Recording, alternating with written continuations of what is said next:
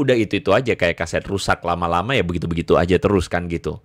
Ya, ya saya menghargai di antara semua polemikus itu, meskipun agak-agak nggak nyambung juga, tapi saya lebih lebih lebih angkat topi untuk Donditan ya, dibandingkan yang lain-lain yang halu-halu hilang jalan kemana-mana itu ya, yang sok-sokan banyak itu.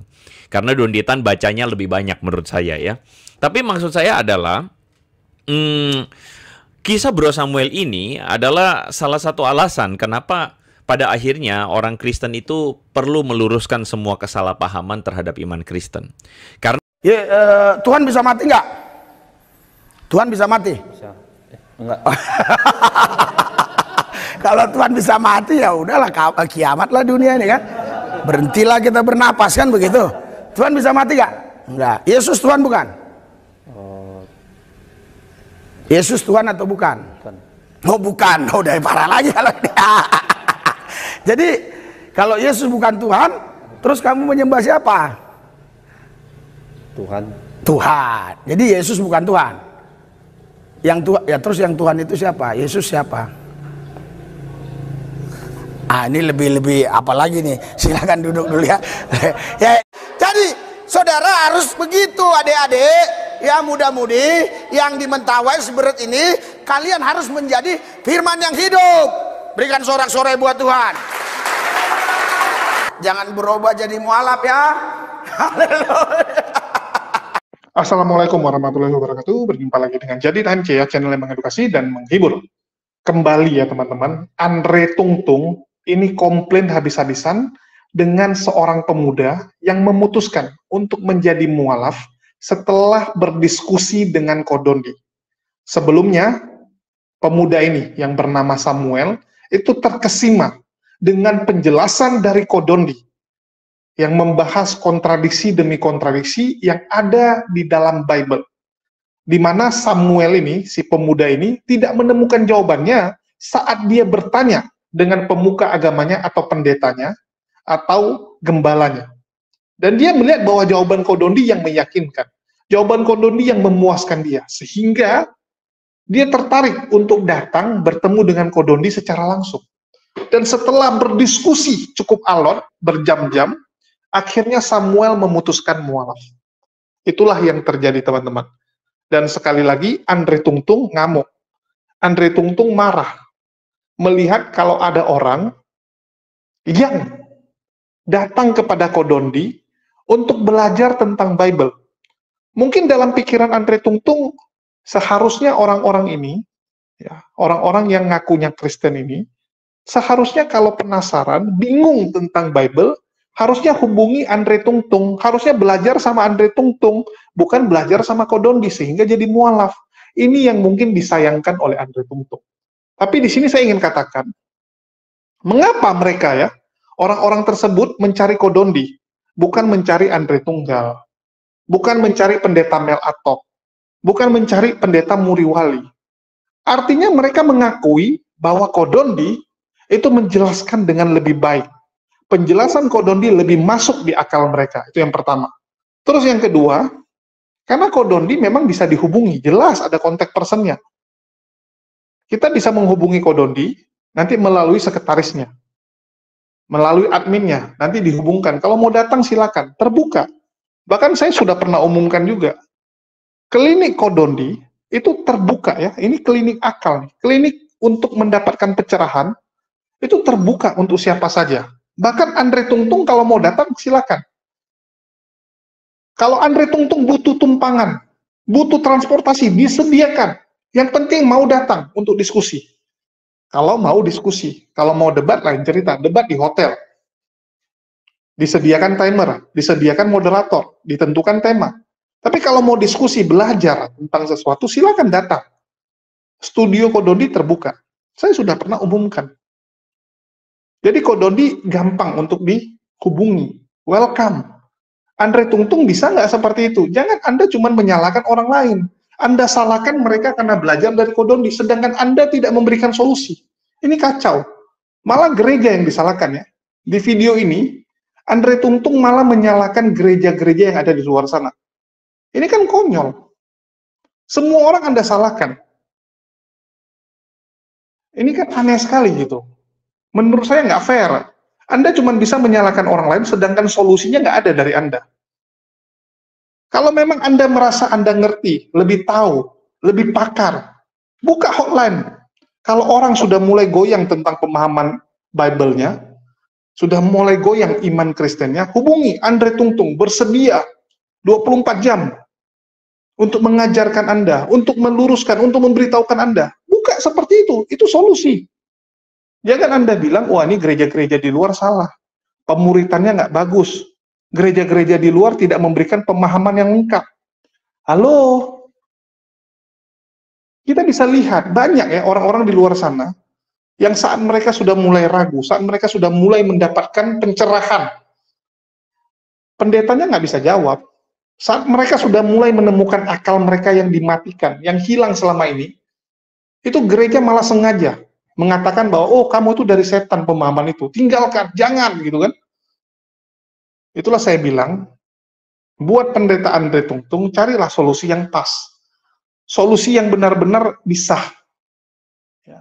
menjawab. Jangan Anda salahkan yang mualaf. Anda salahkan pendeta-pendeta tempat gereja dari mualaf tersebut. Ini kan nggak fair. Sangat nggak fair. Dan saya juga bingung ya, kenapa setiap ada yang mualaf di tempat Kodondi, itu selalu dikomentari oleh Andre Tungtung. Apa nggak ada lagi yang bisa kamu jadikan konten?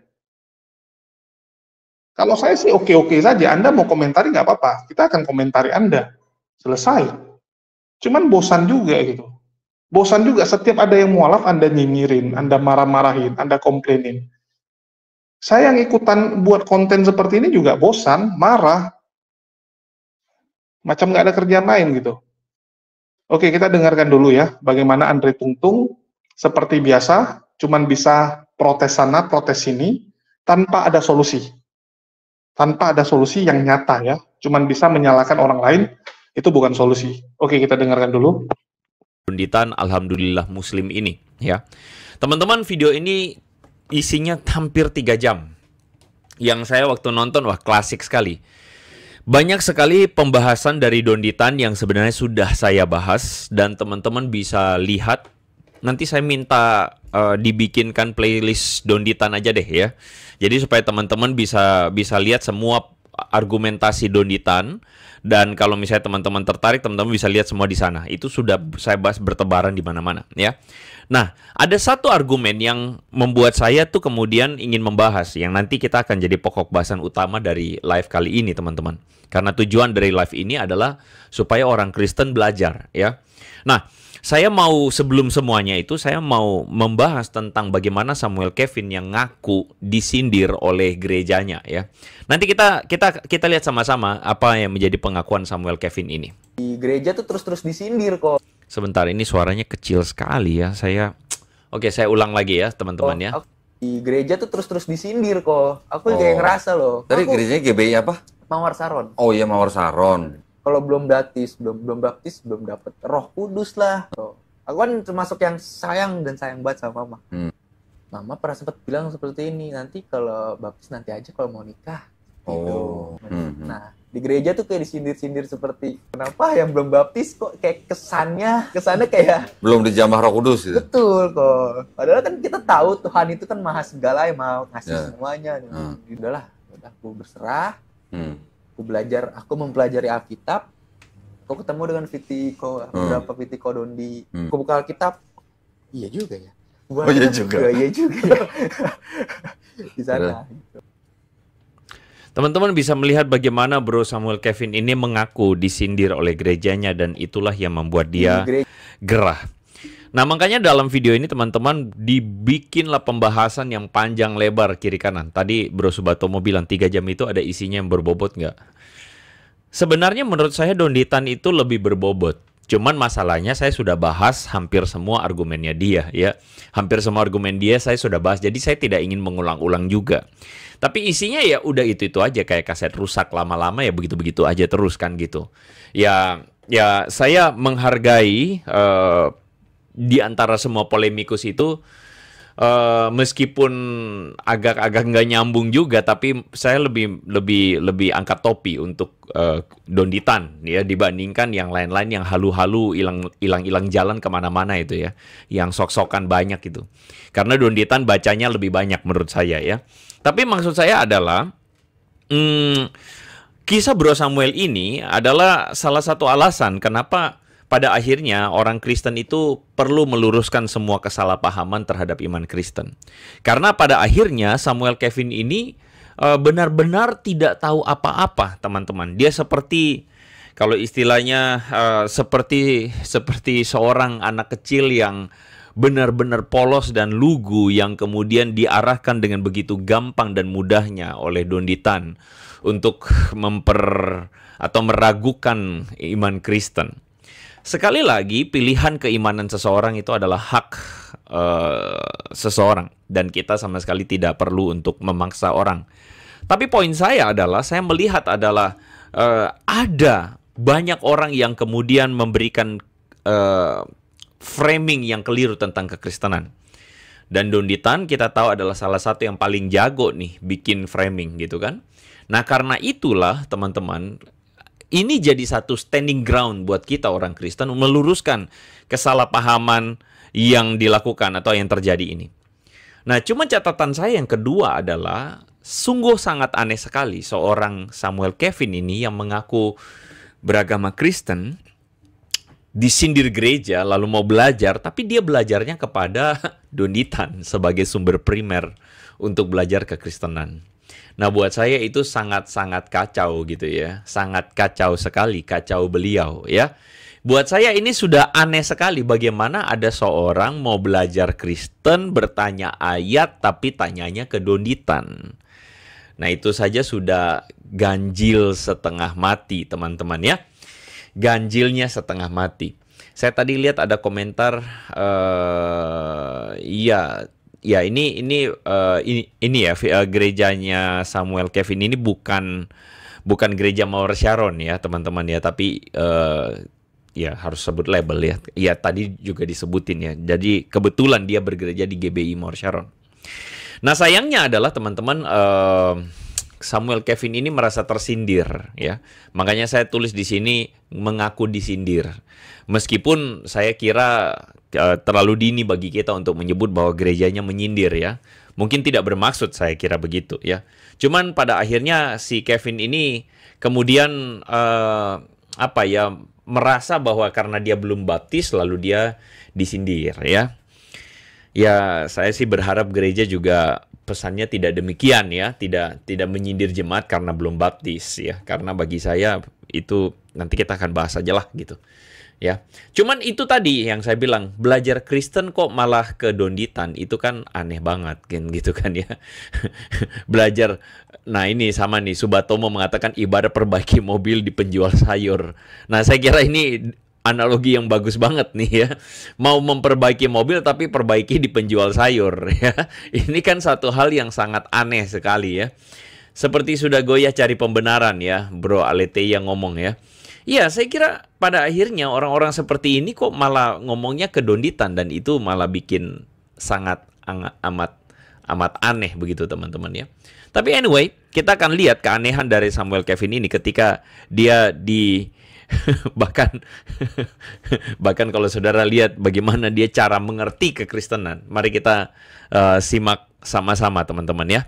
Nah, terus sekarang berarti Kevin ceritanya lagi galau atau gimana? Enggak kali ya. Enggak, yang tadi baca kisah para rasul itu? Iya.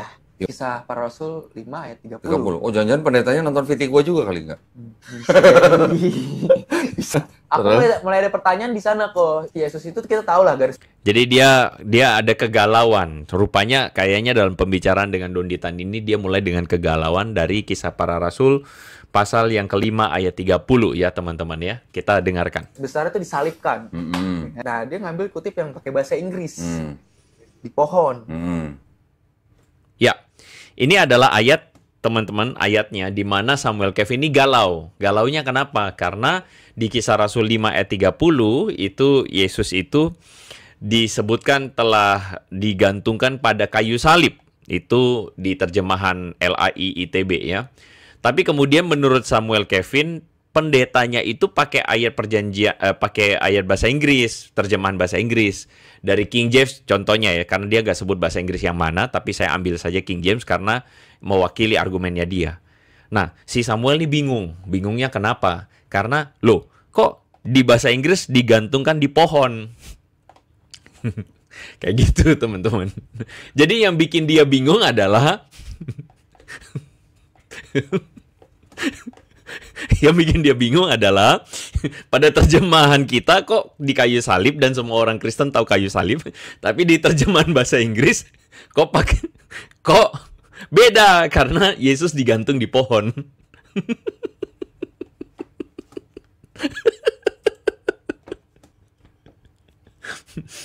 Itu yang saya bilang ya, metode beragamanya Bro Samuel ini maaf nih bro, maksudnya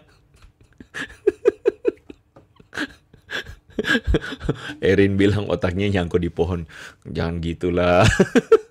tapi ya makanya saya juga waktu lihat begini saya cuman, hah? Mudah sekali Bro Samuel Kevin imanmu goyah gitu ya. Mudah sekali imanmu goyah. Mudah sekali kamu maksudnya terbagongkan oleh hal-hal yang sepele itu gitu loh ya. Ya begitulah. Ini yang bikin saya makanya bikin saya tuh kayak aduh sayang sekali ya. Nah, oke gini ya teman-teman. Saya ngomong ini sekaligus bahwa gereja menurut saya kalau tadi mengikuti perjalanan dari Bro Samuel Kevin ini, gereja menurut saya harus melakukan sebuah reformasi. Saya tidak tahu karena masing-masing gereja kan pasti punya perjalanan berbeda-beda. Saya hargai itu. Tapi bolehkah saya minta para teman-teman subscriber atau teman-teman yang ikut live yang ada di live streaming sekarang maupun Anda yang menonton video ini tidak secara live.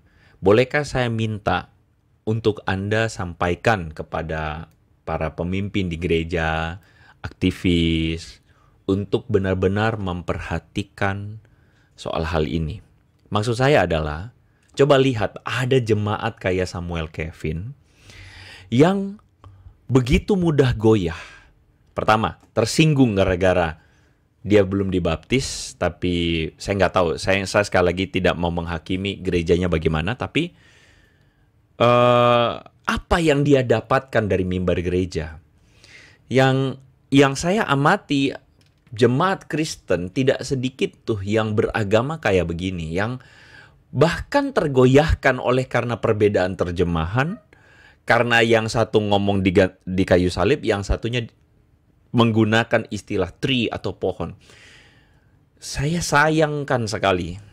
Dan menurut saya, daripada menyalahkan orang lain, dan daripada menyalahkan orang-orang seperti Samuel Kevin, saya ingin mengajak gereja mengintrospeksi diri, gitu. Apakah gereja mengedukasi jemaatnya dengan cukup? Kalau jemaat Kristen kayak begini, saya justru sedih ya. Secetek itu kekristenan yang ada dalam pikiran orang-orang ini gitu. Sekali lagi tidak mau menuding Bro Samuel, tapi apa yang gereja lakukan gitu. Saya ingin mengajak gereja coba mengintrospeksi diri ya. Apa yang gereja lakukan? Gereja besar, banyak jemaat, nggak perhatikan jemaatnya. Mungkin nggak ada komsel atau pemuritan. Ya, saya kira mungkin itu salah satunya ya. Itu salah satunya kayak gitu ya. Gembalanya malas. Wah, saya nggak tahu ya. Saya tidak tahu. Tapi saya kira perlu introspeksi diri ya. Perlu gereja mengintrospeksi diri ya. Itulah jangan gunakan kitab terjemahan. Husaini kau tahu apa? Saya balikin ke kitabmu, kau kapok-kapok kau ya. Nah, begitu ya. Jadi itu poin saya gitu loh ya. Jadi aduh, tolong semoga teman-teman sampaikan ke gereja masing-masing ya. Sampaikan bahwa kita perlu berbenah nih. Jangan sampai ada jemaat kayak model-model Samuel Kevin nih yang hanya gara-gara pohon toge. Tadi ada yang komentar pohon toge ya. Ya, ya itulah ya. Saya kira itu perlu untuk diperbaiki. Oke, saya kira kita lanjutkan ya, teman-teman ya. Oke. Kita lanjutkan ya. Ya. Bingung, makin bingung tuh kok. Kok kita yang tahu garis besarnya aja, Ya. kok ada yang beda. Seperti itu. Ini kalau tulisan kayu salib dan pohon itu hanya masalah bahasa. Betul. Yang dimaksud Bahkan Donditan kemudian mengkoreksi Samuel, Kevin. Aduh, ini sudah lagu lama ya. Maksudnya mualaf-mualaf ini terlalu lugu. Ya, bukan dalam arti ini orang-orang Kristen yang betul-betul tidak punya dasar kekristenan yang kuat di dalam ininya mereka, sampai-sampai Donditan yang Oke, kita lanjutkan ya. Ya, teman-teman dengar ya. Jadi yang pertama dikomplain itu, mengapa si Samuel ini ya, pemuda ini yang bernama Samuel, itu disindir oleh gerejanya. Kenapa disindir? Karena si Samuel itu banyak tidak mengerti tentang Bible. Dia menemukan bahwa kontradiksi-kontradiksi Bible ini kok begitu nyata. Sedangkan jawaban dari gerejanya, ini jawaban dari gereja, kamu belum dibaptis, sehingga nggak punya Roh Kudus. Jadi nggak ngerti Bible itu. Nah, ini memang jawaban yang sangat sering kita dengar, teman-teman. Kita diskusi dengan teman-teman sebelah, mereka selalu jawabnya apa? Kamu nggak ngerti, lantaran nggak punya Roh Kudus. Itulah kamu masuk Kristen dulu, dibaptis dulu. Nanti Roh Kudus yang akan kasih jawaban. Itu kan jawaban ngeles, teman-teman. Jawaban yang sangat ngeles gitu. Orang bingung. Harusnya dikasih tahu dong. Oh, ayat ini kontradiksi karena ini. Pengertian yang benar seperti ini. Oh, ini bukan kontradiksi. Ini cuma silap, salah tulis. Nah, begini, begitu. Ada penjelasan yang jelas. Ini malah nyalain orang, mengatakan orang nggak punya Roh Kudus. Jadi nggak ngerti. Kan kacau. Sehingga Samuel menganggap bahwa gereja tempat dia bernaung, orang-orang Kristen ini nggak bisa menjawab. Cuman bisa ngeles. Cuman bisa mencari kambing hitam. Terus dia belajar dari YouTube. Di YouTube dia temukan jawabannya melalui channel Kodonditan. Jadi kalau dia menjadikan Kodondi sebagai sumber premier dalam belajar, itu sah-sah saja. Awalnya bukan itu. Awalnya kan dia nggak jadikan Kodondi sumber. Awalnya dia jadikan pendetanya sumber. Gembalanya sumber. Tapi kan gembala dan pendetanya ngeles. Kalau udah ngeles ya udahlah, cari pilihan lain. Second opinion kan gitu. Ada second opinionnya, yaitu Kodondi. Dan di sini saya ingin pertegas ya. Samuel itu bukan sedang belajar kekristenan ke Kodondi. Dia bukan belajar Kristen ke Kodondi. Tapi dia belajar tentang Bible. Kodondi bukan pakar Kristen. Sekali lagi. Kodondi bukan pakar Kristen ya. Ini saya pertegas nih. Bukan pakar Kristen. Tapi Kodondi adalah pakar Bible. Dia pakar dalam Bible-nya, terutama kontradiksi-kontradiksi yang ada di Bible, sejarah dari Bible, itu spesialisnya. Jadi jangan disamakan,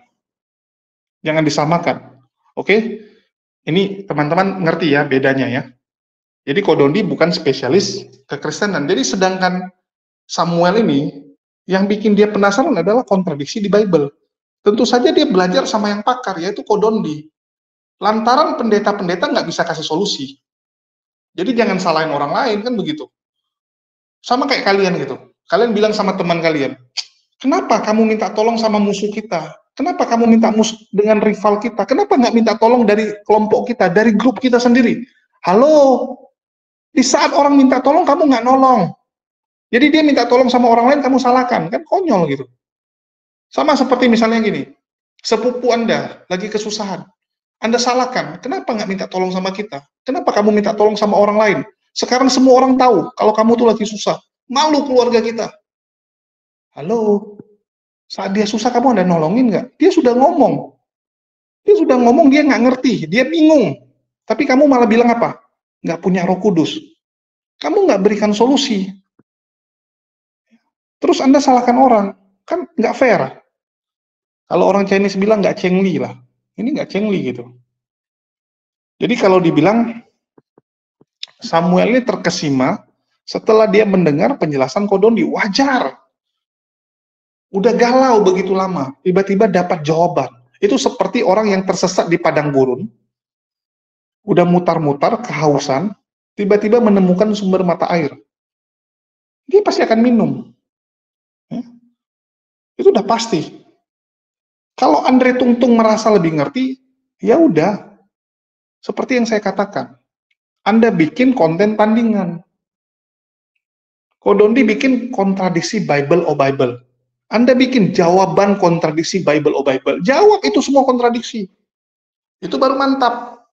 Ada nggak pendeta ataupun apologet Kristen yang sampai detik ini bisa menjawab kontradiksi yang ditemukan, ya, yang disampaikan oleh Kodondi di dalam Bible itu?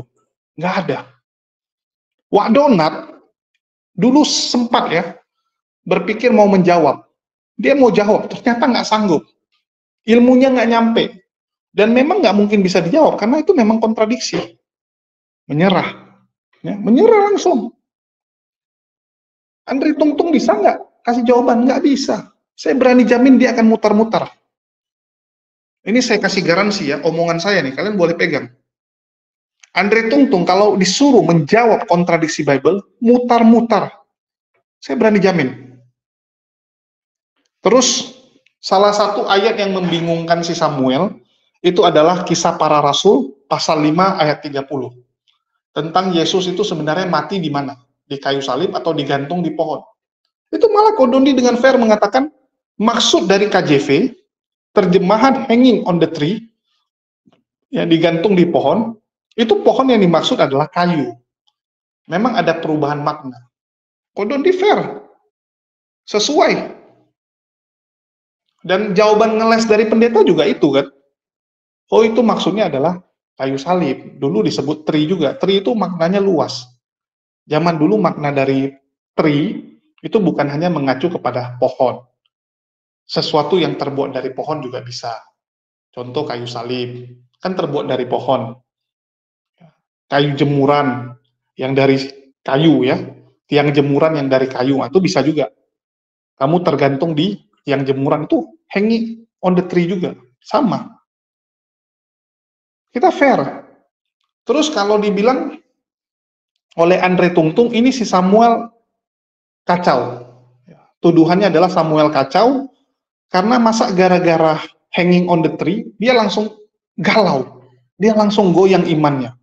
Halo, itu Anda sudah framing dan fitnah Samuel. Dia bingung, dia galau dengan agamanya, itu bukan karena satu ayat ini, coy. Banyak ayat-ayat yang lain yang membuat dia kebingungan. Kalau cuman ayat ini, saya berani jamin pendetanya pasti akan bilang, oh itu maksudnya memang kayu salib. Tapi kenapa pendetanya malah bilang, kamu belum dibaptis sehingga nggak punya Roh Kudus. Kamu nggak ngerti karena nggak punya Roh Kudus. Karena sebenarnya pendetanya juga nggak bisa jawab. Pendetanya juga nggak ngerti. Itulah dia kasih jawaban ngeles. Sering kita melihat khotbah-khotbah di gereja. Itu cuma fokus apa? Cara hidup benar. Bagaimana memperlakukan saudara, memperlakukan pasangan. Itu kan kayak Mario Teguh. Bahkan bisa dibilang pendeta yang sukses adalah pendeta yang bisa meniru seperti Mario Teguh. Jago ngomong, jago motivasi, jago melucu. Disisipkan lucu-lucuannya. Betul nggak? Bahkan ada beberapa pendeta, itu buat lucu ya. Dia kasih bahan candaan, itu dia mengutip dari pendeta lain punya khotbah. Ada beberapa yang ketahuan. Jadi khotbahnya itu sama persis tuh. Contoh dan lucu-lucuannya, itu sama persis dengan yang disampaikan pendeta lain. Teman-teman Kristen pasti tahu ya. Dan itu sempat viral di TikTok. Dikasih lihat. Ini pendeta yang original, yang bawa bahan ini untuk jadi candaan. Yang ini niru. Tapi saya rasa sah-sah saja. Sah-sah saja meniru, kan gitu. Tapi dalam hal ini kita bisa lihat bahwa pendeta itu fokusnya bukan pengajaran firman, bukan pengajaran isi Bible. Karena mereka juga nggak ngerti Bible. Mereka bukan pakarnya. Mereka bukan pakar Bible. Beda dengan Kodondi yang memang harus kita akui pakar dalam hal Bible. Kan gitu. Di sini Andre Tunggal, alias Andre Tungtung, menyalahkan gereja-gereja. Mengatakan bahwa gereja juga harus melakukan reformasi. Wih, keren ya. Keren ini. Seakan-akan dia yang paling benar, gereja-gereja lain di luar sana nggak benar. Sehingga gereja itu harus reformasi. Nggak sekalian Andre Tungtung bikin reformasi yang kedua. Reformasi 2.0. Kalau dulu, Martin Luther kan reformasi pertama. Andre Tungtung bikin lah reformasi baru. Kristen apa kayak gitu kan. Kristen perjuangan kayak, atau neo-protestan kayak, atau protestan reformasi, nah, kan keren juga. Dia malah menyalahkan gereja, seakan-akan gereja itu nggak ada kerjaan, seakan-akan gereja dia udah lebih baik. Padahal gereja Andre Tungtung itu juga banyak yang memutuskan mualaf. Saya sudah dapat lokasi gereja Andre Tungtung, cuman belum ada waktu untuk ke sana ya. Saya punya kepikiran itu pengen ke gereja Andre Tungtung kita rekam. Cuman saya takut, nanti kita rekam malah kita dituntut. Kan itu kan istilahnya private ya, ibadah internal. Saya takutnya kita rekam nanti dibilang kita mau cari masalah lah. Ya mereka pasti akan marah kan begitu. Sebenarnya saya juga pengen gitu ke sana, dan lokasinya juga nggak jauh-jauh amat gitu kan. Ada di sekitaran dan Mogot. Kita udah tahu Andre Tungtung tuh gerejanya di mana, dia pendeta di mana kita udah tahu. Saya mau lihat apakah gereja Anda lebih baik. Anda bilang gereja ini nggak memperhatikan jemaat, sehingga iman mereka mudah goyah. Halo? Sekarang yang mualaf itu bukan hanya jemaat, bukan kelas jemaat, pendeta juga banyak. Gembala-gembala juga banyak. Full timer juga ada, penyanyi gereja, worship leader, itu juga banyak. Jadi jangan Anda berpikir, wah mereka ini tidak diperhatikan, sehingga mereka mualaf. Malah sebenarnya yang mualaf ini karena sudah mulai menggunakan akalnya. Mereka sudah meninggalkan doktrin-doktrin yang mematikan akal itu. Tetapi ada pengakuan jujur di sini, bagus. Andre Tungtung mengakui bahwa banyak orang Kristen yang imannya goyah karena gereja tidak mengedukasi jemaatnya dengan baik. Apalagi kalau jemaatnya bingung dengan kontradiksi yang ada di Bible. Dan kita tahulah apa jawaban gereja kalau ditanya tentang kontradiksi Bible. Biasanya cuma dua. Ini hasil penelusuran saya. Hasil saya diskusi selama ini. Hasil yang saya lihat. Biasanya memang pendeta kalau ditanya tentang kontradiksi Bible, dia cuma bisa jawab dua. Yang pertama, kamu nggak punya Roh Kudus, sehingga kamu tidak ngerti. Berdoa minta Roh Kudus yang jawab, maka Roh Kudus akan sampaikan kepada kamu apa yang benar. Itu yang pertama. Terus yang kedua, pendeta akan ngeles dengan mengatakan jawabanmu itu, pertanyaanmu itu, kebingunganmu itu, semua itu berasal dari setan. Bertobat kamu. Jadi kita punya kebingungan, ya, kita punya pemikiran bahwa ayat ini berbicara tentang ini. Oh, Yesus hanya utusan. Pak, ini ayatnya jelas, Pak. Maka pendeta akan bilang, kamu terpengaruh setan. Banyak-banyak berdoa. Minta ampun sama Tuhan. Bertobat. Nah, gitu. Ini kan ngaco. Jadi dia bukan menjawab kontradisinya, malah dia tuduh kalau jemaat ini punya pikiran dari setan. Itu banyak. Betul tidak? Ini saya minta kejujuran nih dari teman-teman Kristen nih. Kalau kalian bertanya tentang kontradiksi Bible, pendeta kalian pasti ngomongnya gitu kan? Wah, ini pikiran kamu nih, pikiran jahat nih, udah nggak benar nih, setan ini. Cepat-cepat bertobat. Banyak-banyak berdoa kan gitu. Tak mana-mana lah gitu. Orang butuh jawaban malah disuruh berdoa. Ada-ada aja. Sekarang kembali lagi. Andre Tunggal kalau memang merasa benar, bikin dong hotline. Orang yang mulai goyang imannya, orang yang mulai ragu kekristenannya, hubungi nomor admin Andre Tungtung. 24 jam siap melayani Anda. Siap menjelaskan kepada Anda. Oh, kan keren gitu. Kalau memang tujuannya demi agama. Kalau tujuannya demi agama ya. Kalau Anda tidak memperdulikan, wah ini domba teman saya, ini domba musuh saya, ini domba orang lain, ngapain saya urus? rugi dong kan gitu. Ada domba gereja lain sedang kebingungan, ngapain saya luruskan? Kalau saya luruskan nanti dia kembali ke gereja yang lama. Kalau dia pun nggak keluar dari Kristen, dia kan ngasih perpuluhannya ke gereja lain, rugi dong kan gitu. Rugi dong, ngapain saya ajari? Loh, kalau memang niatnya untuk Kristen, kenapa enggak? Mana tahu nanti dia jadi domba kamu. Pindah dia kan. Walaupun kandang kamu mungkin jauh, karena di daerah Dan Mogot. Sedangkan dia mungkin tinggalnya di Kelapa Gading.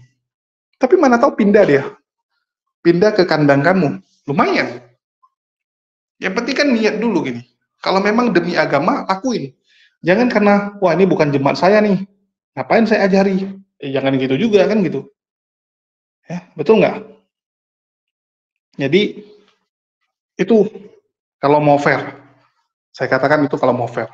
Dan mohon maaf ya, sampai video ini selesai saya tonton, saya hanya melihat Andre Tunggal putar-putar. Nggak ada jawaban nyata. Saya tunggu-tunggu gitu. Setiap hal yang membuat mualaf-mualaf ini atau orang-orang Kristen ini jadi mualaf, itu nggak pernah dijawab dengan jelas oleh Andre Tungtung. Nggak pernah dijawab. Yang ada diputar-putarin terus sama dia. Yang ada disalah-salahin lagi orang lain. Berkali-kali kita sudah katakan, kalau memang jago, yuk debat. Yuk debat. Kalau Anda nggak berani debat, ya minimal buka hotline lah. Kayak yang saya bilang gitu, buka hotline. Kasih kesempatan buat orang-orang yang mulai ragu, mulai bimbang, untuk bertanya. Ya, bertanya sepuasnya kepada Anda. Ini malah, saya lihat yang buka hotline malah kayak Bang Zuma, Mirifa gitu kan. Orang yang mulai ragu, udah mulai bingung, silakan bertanya. Tetap akan dijawab gitu. Ini kan aneh gitu. Kok malah yang menjelaskan kontradiksi Bible lebih banyak apologet Islam. Yang Kristen mana gitu? Oh, yang Kristen lagi sibuk, Bang. Lagi sibuk. Mereka lagi sibuk menghujat agama Islam. Jadi nggak ada waktu untuk menjelaskan kontradiksi Bible. Nah, itu dia. Itu dia yang jadi masalah. Pak Bombong, nah gitu kan. Pak Donat.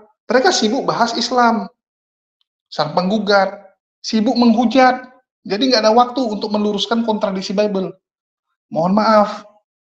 Ya udahlah, pindahlah itu.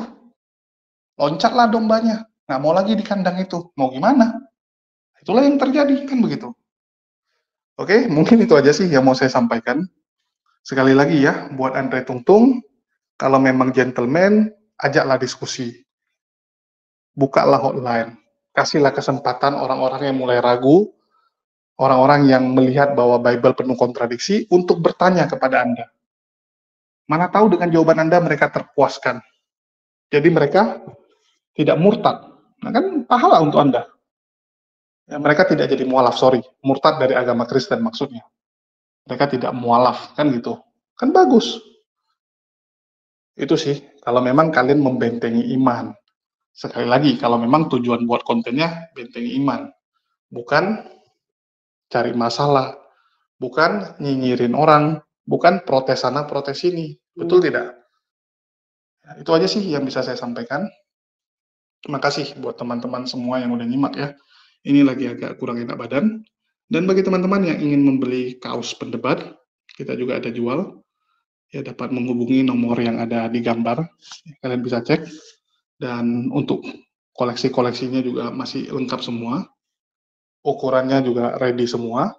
Ya, makasih buat teman-teman semua yang udah nyimak dan mendukung channel ini. Makasih buat semuanya. Di akhir kata saya ucapkan wassalamualaikum warahmatullahi wabarakatuh. Sampai jumpa di lain kesempatan. Saya ini peduli, saya bukan menghina, nggak ada maksud dan tujuan saya untuk menjatuhkan Islam supaya masuk Kristen. Nggak usah, saudara-saudara, nggak usah masuk Kristen.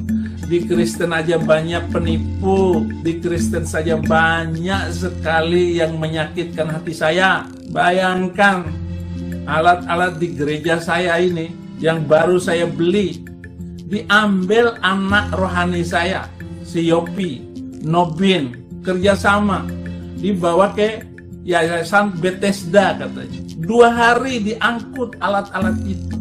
Di Kristen sudah banyak jahat, nggak usah masuk Kristen, karena orang-orang di Kristenannya banyak yang jahat. Mau jadi pelayan Tuhan, dengan menipu gurunya ditipu. Itu di Kristen. Coba diperbaiki di Yayasan Bethesda itu. Bu Desra, kamu sebagai ketua umumnya yayasan itu. Kalau nggak bisa perbaiki, nggak usah melayani. Nggak usah sombong, nggak usah bawa-bawa nama Saifuddin Ibrahim. Biar tahu semuanya. Saya nggak suka pelayan busuk di dalam gereja. Ingat baik-baik ya Yopi ya. Kamu nggak ada bertanggung jawabnya. Dasar otak narkoba. Dasar otak narkoba.